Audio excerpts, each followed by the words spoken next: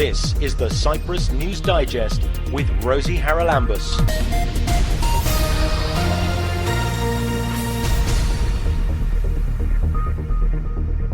This week's programme is a little different. We've dedicated it to a young person who is protesting about the situation in Gaza.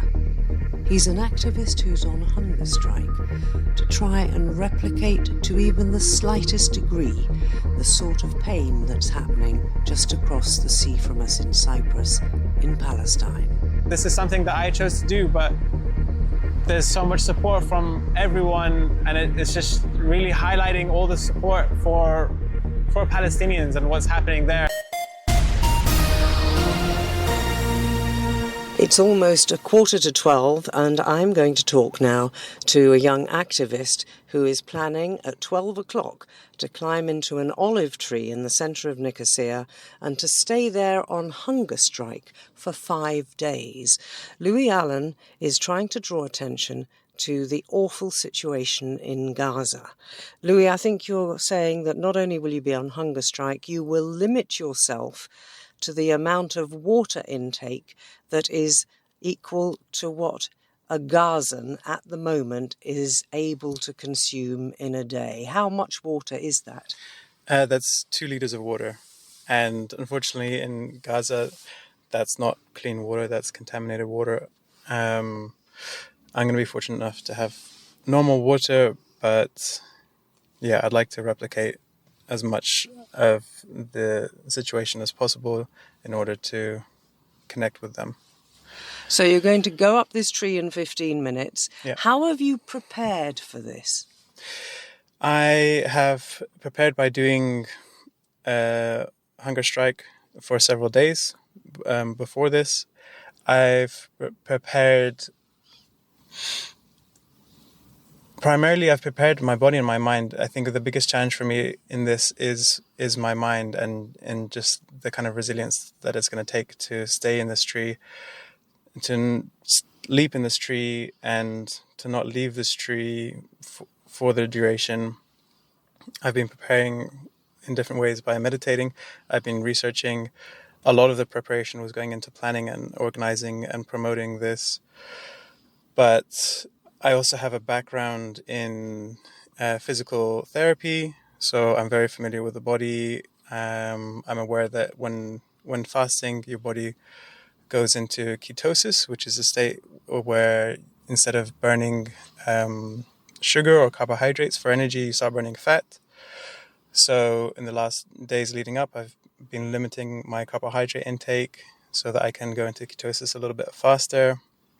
And a phenomenal way that I've been preparing as well, or that I've been helped preparing, is just getting support from so many people. And this, for me, is so huge. The amount of support that I've received is so big, and it's what's making it happen. It's what's driving you on as well. And It must be gratifying to know that although it's just you, you've got that support. Now, are you expecting some of these supporters to come and keep you company, talk to you? It's going to be lonely, all on your own, in a tree, on the edge of a busy main road. Hopefully people will honk their horns when they see what's happening or they hear about what's happening. I mean, what are you hoping in terms of support?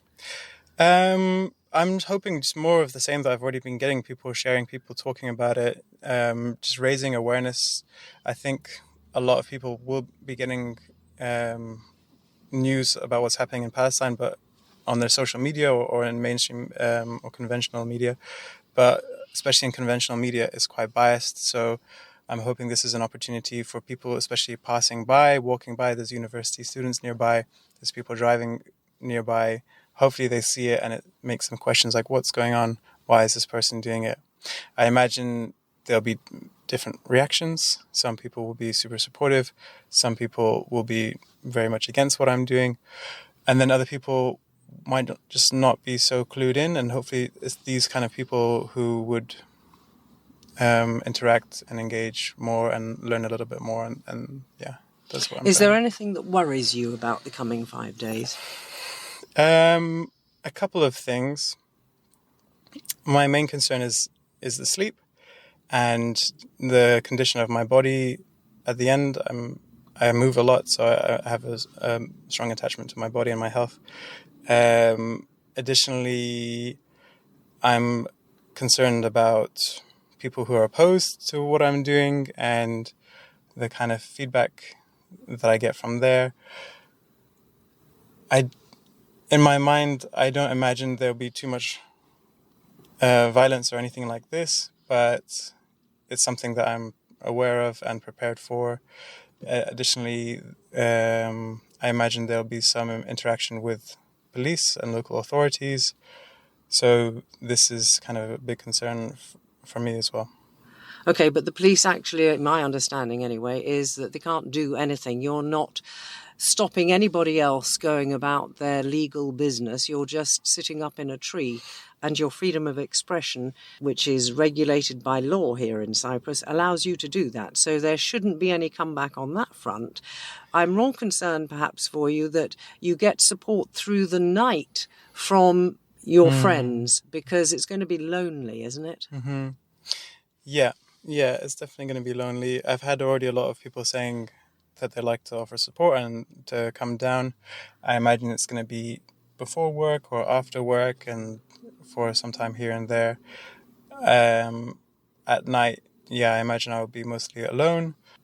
Probably won't be sleeping too much, but this is probably where a lot of my mental kind of preparation is going to be coming in, and just seeing how I can navigate that situation and keep going and stay in the tree and stay positive as well. I don't want to just make it to the end. I want to come out and this to be like a positive experience. Keep up to date with events in Cyprus and around the world with the Cyprus News Digest. This is the Cyprus News Digest with Rosie Haralambous.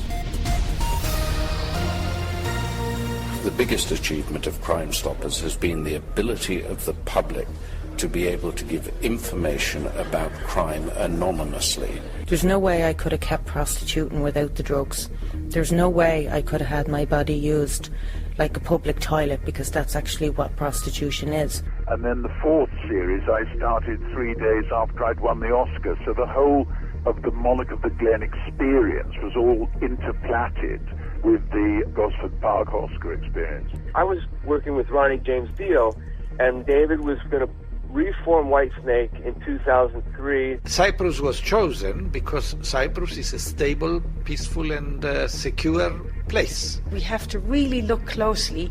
What are we doing with children? What are we doing with adolescents? And what are we doing with adults that can help them move into a more literate situation? The ones that I'm proudest of are the ones that were true discoveries, where we found something we didn't know existed.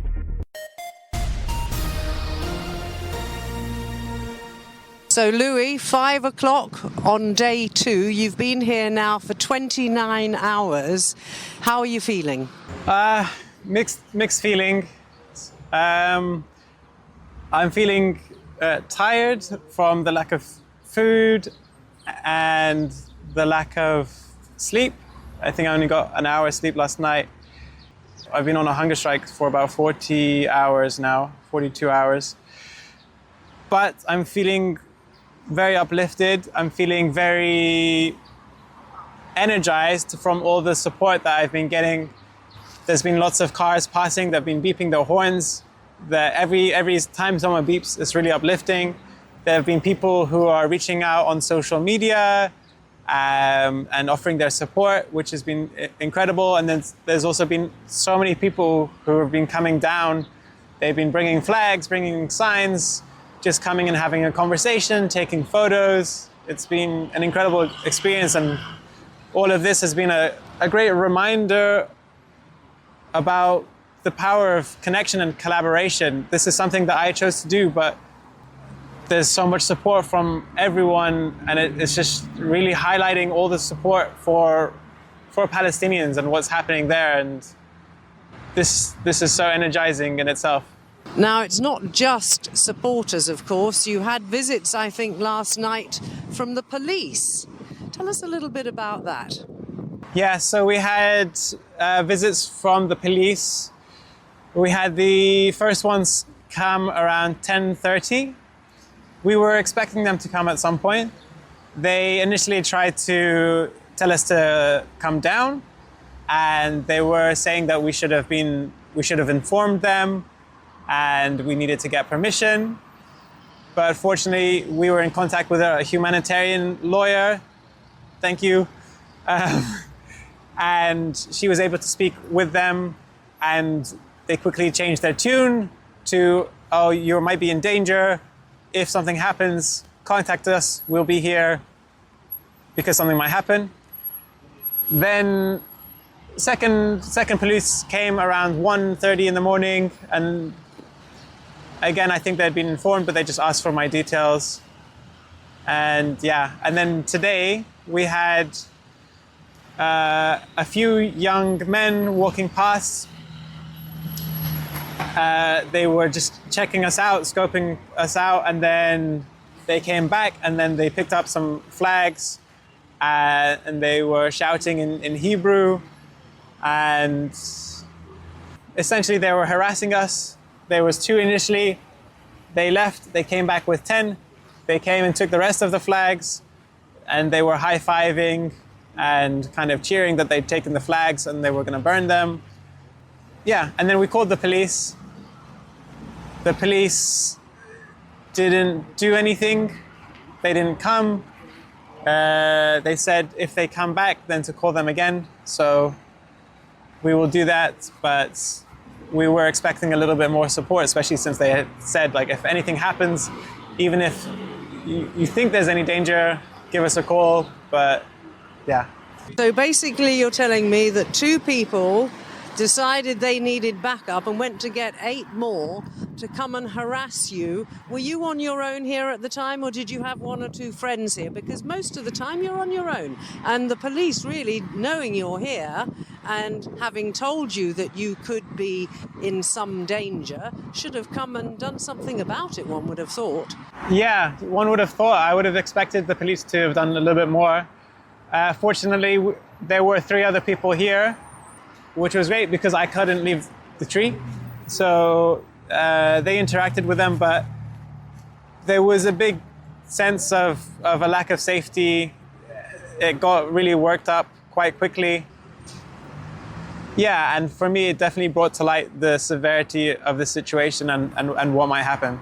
Apropos of that, I did see a very interesting post on social media saying that, you know, if we go to a foreign country and we see a demonstration that we don't agree with, it wouldn't occur to most normal people to go and disrupt it.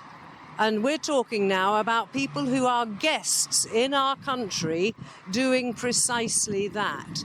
Are you surprised that more Cypriots don't condemn this sort of behaviour?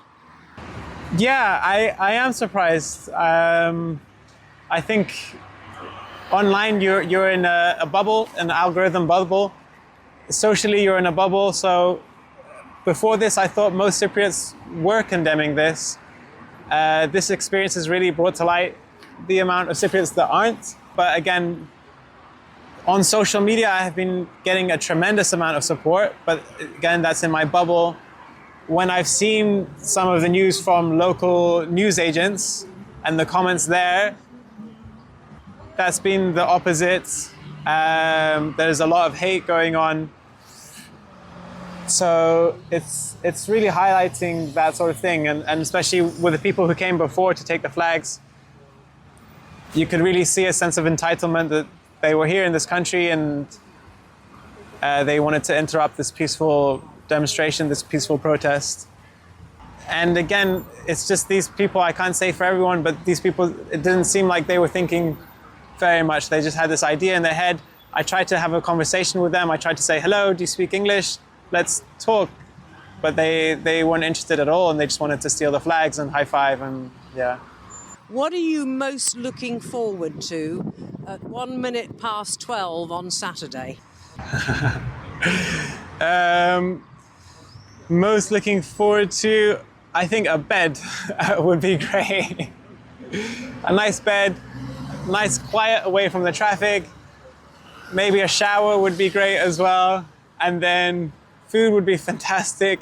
I know I have to be careful with what I'm eating, but yeah, food, rest, some privacy. Talking about food, you do have to be careful if you haven't eaten for 5 days.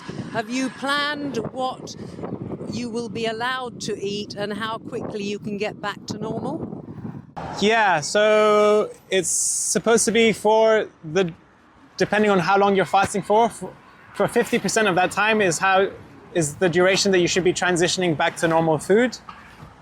I'm aiming to do that, and I'm looking to have simple food, some grapes or melon is quite good, or some steamed vegetables, just something like no fats, no oil, just everything that's kind of easy on the stomach, rice, things like this. Day 3, we check in again with Louis Allen as he sits up in his olive tree on his hunger strike to draw attention to the plight of the Palestinians in Gaza. Louis, how are we doing? How are you feeling? And how are you managing, for example, with the water? Because that's the only thing you're allowing yourself during this hunger strike. I'm feeling good. I managed to get a little bit more sleep last night. The water is going well, 2 liters a day. I'm feeling a little bit dehydrated, but that's to be expected. And yes, last night we had a couple people come again. I think it was the same group that had come before and stolen the flags. And essentially what happened, I was here, I had a few others here as well, helping and watching and supporting. And then someone rode up on an electric scooter on the other side of the road, and they were asking some questions, but immediately it seemed suspicious. They had an Israeli accent, and they were pretending to be supportive, but it turned out it was just a distraction, because from behind us, all of a sudden, a couple of young guys came running with some eggs, and they started throwing the eggs, and then they ran off laughing. They had their faces covered, so we couldn't get a good look at them. And yeah, we called the police. Police came, and then a couple of the people here went down to the police station and kind of gave a statement. Yeah, that was the incident. I'm hoping it's just some students, and it seems more that way, that they're students. They kind of just came and then ran off laughing, but they did have their faces covered, so they're kind of aware of what they're doing. One of the eggs didn't break, and we found the mark, the brand, and we passed by Zorba, the bakery nearby, and we found empty egg cartons, and we looked through the receipts in the bin and managed to find a time of purchase. So we're going to be using that as evidence, along with the photos and videos that we took, not of this event because we didn't have time, but of yesterday morning when they came and took the flags. So we will very likely be using that as well. But that's it, it's day 3. Things are going well. I'm getting so much love and support from everyone, and since the people came with the flags, I've had lots of people coming and taking turns, taking shifts to be here and support. So it's really amazing, really beautiful, really energizing.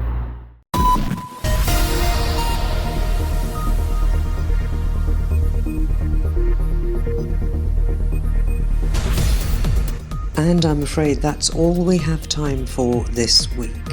Force majeure means that I will not be with you next week, but I hope you'll join me again in a fortnight for the next edition of the Cyprus News Digest. Till we meet again, take care and God bless. Bye-bye now.